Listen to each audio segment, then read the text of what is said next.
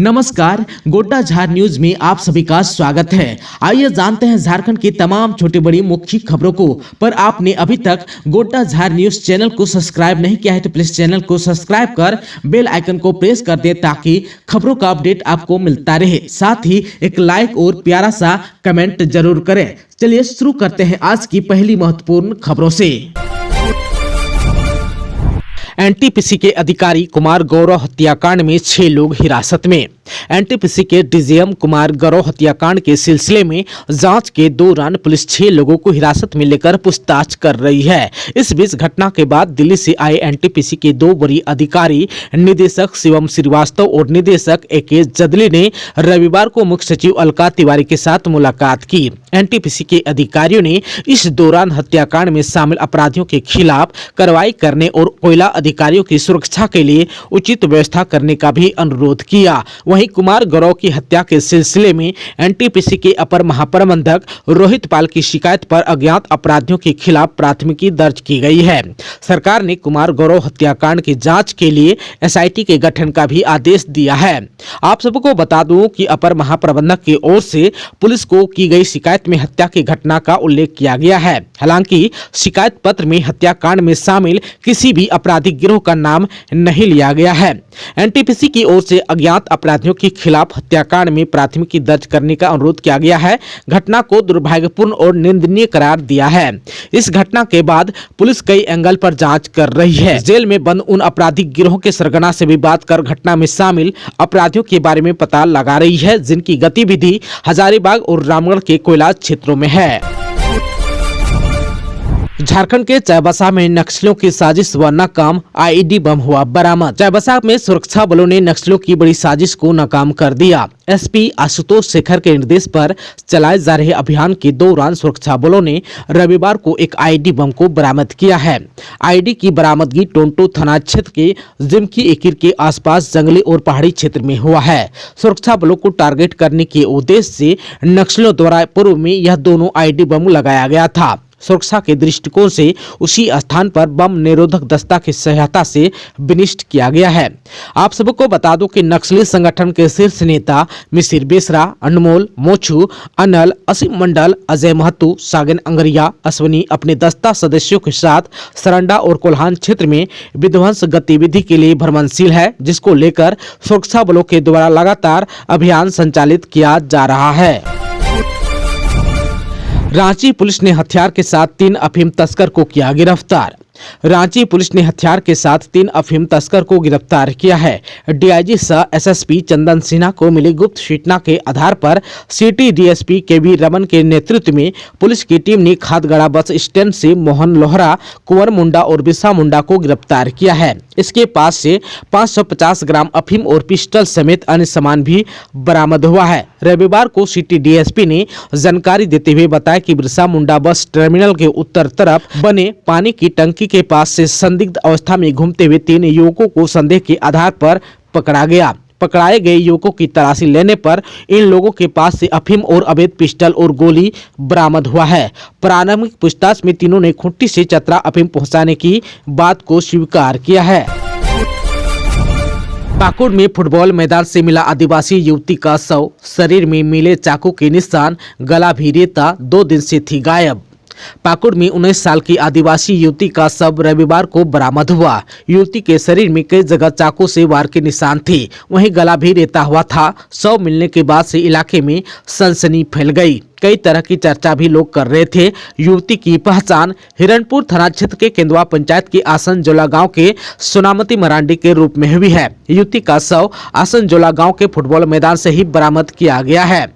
मिली जानकारी के अनुसार ग्रामीणों ने युवती के शव को आसनजोला फुटबॉल मैदान के समीप देखा, जिसके बाद ग्रामीणों ने इसकी सूचना स्थानीय थाना को दी, जिसके बाद थाना में पदस्थापित एसआई गौरी शंकर पुलिस के जवानों के साथ घटनास्थल पर जाकर मामले की जांच की। बताया जा रहा है कि युवती बीते शुक्रवार की रात से ही घर से बाहर निकली थी, जिसके बाद से महिला लापता थी। परिजनों ने तलाश की पर पता नहीं चल सका।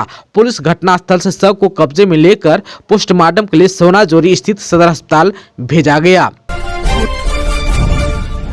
पाकुड़ के केकेएम कॉलेज में छात्रों ने मनाया बहा पर्व, जाहिर थान में की पूजा अर्चना। आदिवासी समाज का दूसरा बड़ा त्योहार। केकेएम कॉलेज में आदिवासी समाज का दूसरा सबसे बड़ा त्योहार महापर्व धूमधाम से मनाया गया। इस अवसर पर आदिवासी समुदाय के नायकी और परगणित ने जाहिर थान में विधि विधान से पूजा अर्चना की। अतिथियों का स्वागत आदिवासी परंपरा के अनुसार किया गया। पूजा के बाद प्रसाद वितरण भी हुआ। छात्र छात्राओं ने एक दूसरे पर पानी छिड़ककर पर्व का आनंद लिया। छात्र कमल मुर्मू ने बताया कि महापर्व प्रकृति से जुड़ा हुआ है। नववर्ष के बाद प्रकृति के फल फूल को छूने से पहले उनकी पूजा की जाती है। सखवा वृक्ष के फूलों से पूजा की जाती है और चूजे की भी बलि दी जाती है।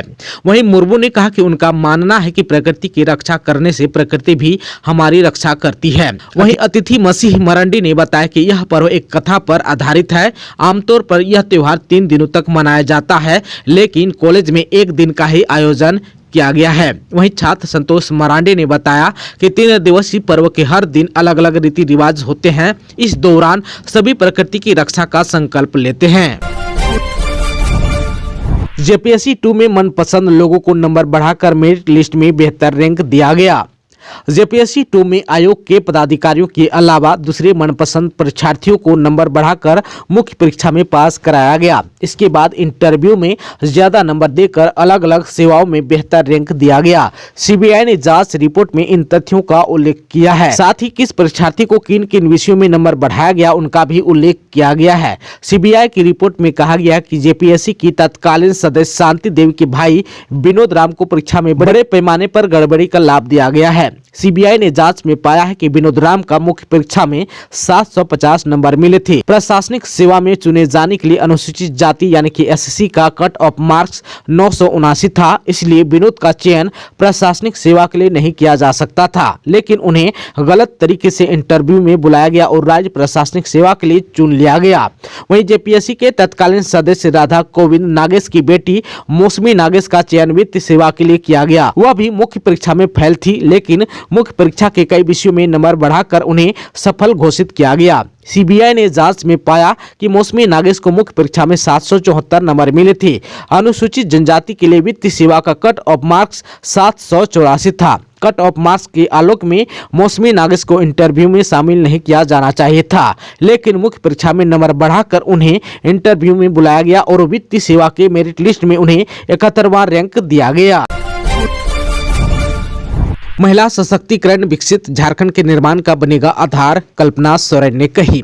विधायक कल्पना सोरेन ने शनिवार को कांके रोड स्थित मुख्यमंत्री आवास परिसर में विभिन्न समूहों से पहुंची महिलाओं से मुलाकात की। इस अवसर पर कल्पना सोरेन ने राज्य की समस्त महिलाओं को अंतर्राष्ट्रीय महिला दिवस की हार्दिक बधाई एवं शुभकामनाएं दी। कल्पना सोरेन से मिलने पहुंची महिलाओं ने उन्हें ज्ञापन के माध्यम से अपनी कुछ मांगों एवं भावनाओं से अवगत कराया। इस मौके पर विधायक कल्पना सोरेन ने उपस्थित महिलाओं को संबोधित करते हुए कहा कि मुख्यमंत्री हेमंत सोरेन के कुशल नेतृत्व में राज्य सरकार झारखंड की महिलाओं को शैक्षणिक, सामाजिक एवं आर्थिक रूप से सशक्त एवं आत्मनिर्भर बनाने के लिए निरंतर प्रयास कर रही है। विधायक कल्पना सोरेन ने कहा कि जल्द ही राज्य सरकार द्वारा महिलाओं के बैंक खाते में मुख्यमंत्री मैया सम्मान योजना की राशि भेजी जाएगी। वहीं उन्होंने कहा कि राज्य में महिलाओं के सर्वांगीण विकास के लिए कई महत्वाकांक्षी योजनाएं भी चलाई जा रही है। कल्पना सोरेन ने कहा कि मुख्यमंत्री के नेतृत्व में राज्य की महिलाओं को उनका हक और अधिकार देने का कार्य किया जा रहा है। उन्होंने कहा कि दिन प्रतिदिन झारखंड सकारात्मक दिशा की ओर आगे बढ़ रहा है। राज्य की महिलाओं के त्याग, संघर्ष और तकलीफ को राज्य सरकार ने करीब से देखा है। उन्होंने कहा कि मुख्यमंत्री चाहते हैं कि यहाँ के महिलाओं के चेहरे पर सदैव खुशी झलकती रहे। वहीं राज्य सरकार महिलाओं की हर समस्याओं का समाधान करने का प्रयास कर रही है। सभी को सामाजिक न्याय का अवसर प्रदान किया जा रहा है। कल्पना सोरेन ने कहा कि महिला सशक्तिकरण विकसित झारखंड के निर्माण का आधार बनेगा। उन्होंने कहा कि राज्य में एक संवेदनशील और मजबूत सरकार के गठन में आप सभी महिलाओं का पूरा सहयोग प्राप्त हुआ है। राज्य की महिलाओं को प्रत्येक क्षेत्र में सम्मान देते हुए आपकी अपनी आबुआ सरकार आगे बढ़ रही है। गिरिडीह के उसरी वाटरफॉल में डूबा किशोर ट्यूशन जाने के बहाने दोस्तों के साथ गया था नहाने, गहरे पानी में चला जाने से हुआ हादसा। गिरिडीह में एक दर्दनाक हादसा सामने आया। मुफस्सिल थाना क्षेत्र के टुंडी रोड स्थित उसरी वाटरफॉल में नहाने के दौरान 17 वर्षीय किशोर की डूबने से मौत हो गई। मृतक की पहचान सीहोडी स्थित मौर्यपुरी कॉलोनी निवासी प्रिंस राज के रूप में हुई। वह वीरेंद्र कुमार वर्मा का बेटा था। जानकारी के मुताबिक वह रविवार की सुबह 8:30 बजे ट्यूशन जाने का बहाना बनाकर दो दोस्तों के साथ घर से निकला था। प्रिंस अपने दोस्तों के साथ उसिरी वाटरफॉल पहुंचा। नहाने के दौरान वह गहरे पानी में चला गया। दोस्तों ने उसे बचाने का प्रयास भी किया, लेकिन तब तक बहुत देर हो चुकी थी। घटना की सूचना मिलते ही पुलिस और परिजन भी मौके पर पहुंचे। मृतक के पिता अर्जुन प्रसाद वर्मा ने बताया कि दोपहर 1 बजे उन्हें प्रिंस के दोस्तों का फोन आया था। मुफस्सिल थाना प्रभारी श्याम किशोर महतो के अनुसार पुलिस ने शव को पोस्टमार्टम के लिए सदर अस्पताल भेज दिया है। पश्चिमी सिंहभूम के नवा मुंडी में हाईवा ने बाइक को मारी टक्कर, 4 लोग हुआ घायल, 1 की हुई मौत, चालक हुआ फरार। माघे पर्व से लौट रही थी पीड़ित। पश्चिमी सिंहभूम के नवा मुंडी प्रखंड में तसर बंगला के पास एक दर्दनाक सड़क हादसा हुआ। एक तेज रफ्तार हाईवा ने बाइक को टक्कर मार दी। हादसे में बाइक पर सवार 4 लोग घायल हो गए। घायलों में डीपीएस के उल्हातू गांव के सूरी केराई, चंबरू केराई, महिला मसला हिस्सा और एक 10 वर्षीय बच्चा शामिल थे। ये सभी माघे पर्व मनाकर अपने गांव लौट रहा था। स्थानीय लोगों ने घायलों को नवा मुंडी स्थित टाटा मेन अस्पताल पहुंचाया। कामगार कांग्रेस के प्रखंड उपाध्यक्ष बादल बेहरा ने प्रशासन और एम्बुलेंस की व्यवस्था में मदद की। अस्पताल में चिकित्सकों ने गंभीर रूप से घायल सूर्य कराई को मृत घोषित कर दिया। अन्य 3 घायलों का इलाज जारी है। हादसे के बाद हाईवा चालक वाहन लेकर मौके से फरार हो गया। पुलिस मामले की जांच कर रही है। पलामू में 2 सड़क हादसों में 3 की हुई मौत, छतरपुर में बाइक की टक्कर से 1 की हुई मौत, हरिहरगंज में ट्रक ने ली 2 युवकों की जान। झारखंड के पलामू जिले में 2 अलग अलग सड़क हादसों में 3 युवकों की मौत हो गई। इन हादसों में 3 अन्य लोग घायल हुए हैं। पहला हादसा छतरपुर जपला रोड पर अरुण आवासीय विद्यालय के पास हुआ। यहां 2 मोटरसाइकिल की आमने सामने की टक्कर में छतरपुर के पिंडराही निवासी 24 वर्षीय युवक की मौके पर ही मौत हो गई। दूसरा हादसा हरिहरगंज थाना क्षेत्र में NH 139 पर अरोरवा खुर्द कॉलेज मोड़ पर रात 1:30 बजे हुआ। इस हादसे में ट्रक की टक्कर से 2 युवकों की मौत हो गई। मृतकों की पहचान बिहार के औरंगाबाद जिले के रविकांत कुमार, जिनका उम्र 26 वर्ष, और गया जिले के सुनील कुमार, जिनका उम्र 20 वर्ष के रूप में हुई है। रविकांत और सुनील एक ही बाइक पर छतरपुर से हरिहरगंज की ओर जा रहे थे। कॉलेज मोड़ के पास सामने से आ रहे ट्रक ने उन्हें टक्कर मार दी। टक्कर के बाद ट्रक चालक वाहन लेकर फरार हो गया। हालांकि घटनास्थल पर ट्रक का नंबर प्लेट मिला है। दोनों युवक पिछले 2 साल से हरिहरगंज में रह रहे थे। पुलिस ने शवों को पोस्टमार्टम के लिए हुसैनाबाद अनुमंडलीय अस्पताल भेज दिया। वहीं रविकांत के पिता ने ट्रक चालक के खिलाफ FIR दर्ज कराई है। गोड्डा में नाबालिग ने कर लिया सुसाइड, कुसुमघाटी तिहाड़ के DTO ने पकड़ा अवैध कोयला, चेकिंग देख भाग रहा था हाईवा, नाले में फंसा, चालक मौके से हुआ फरार। लातेहार में अवैध कोयला परिवहन का एक बड़ा मामला सामने आया। रविवार की सुबह 4 बजे सदर थाना क्षेत्र में एक हाईवा JS 19E 8578 नाले में फंस गया। यह घटना मुन्ना ड्रेसेस के पास हुई। DTO सुरेंद्र कुमार धर्मपुर मोड़ पर वाहन चेकिंग कर रहे थे। उन्होंने हाईवा को रोकने की भी कोशिश की, लेकिन चालक तेज गति से भागने लगा और नाले में जा फंसा। चालक मौके से फरार हो गया। जिला खनन निरीक्षक पद्मलोचन अहोदार की जांच में पता चला कि हाईवा में लदे कोयले का झारखंड में कहीं से भी चालान जारी नहीं हुआ था। हाईवा पर मगध से कुसमाही लिखा हुआ था। इससे स्पष्ट है कि वाहन को मगध से कुसमाही साइडिंग तक कोयला पहुंचाना था, लेकिन कोयला वहां न गिराकर अवैध रूप से दूसरी जगह भेजा जा रहा था। हाईवा के नंबर को लाल रंग से मिटाने की भी कोशिश की गई थी। सूत्रों के अनुसार मगध कोयलेरी से प्रतिदिन 1 दर्जन से अधिक हाईवा से अवैध कोयला जिले से बाहर भेजा जा रहा है। यह कोयला आसपास के ईंट भट्टों में गिराया जाता है। पुलिस और खनन विभाग को घटना की सूचना दी गई है। हाईवा को जब्त कर थाने भेज दिया गया है। मामले की जांच जारी है। दोस्तों, अभी तक आपने चैनल को सब्सक्राइब नहीं किया है तो प्लीज चैनल को सब्सक्राइब कर बेल आइकन को प्रेस कर दीजिएगा, ताकि खबरों का अपडेट आपको मिलता रहेगा। इसके साथ ही आज के खबरों में बस इतना ही। हमें दीजिए इजाजत। नमस्कार।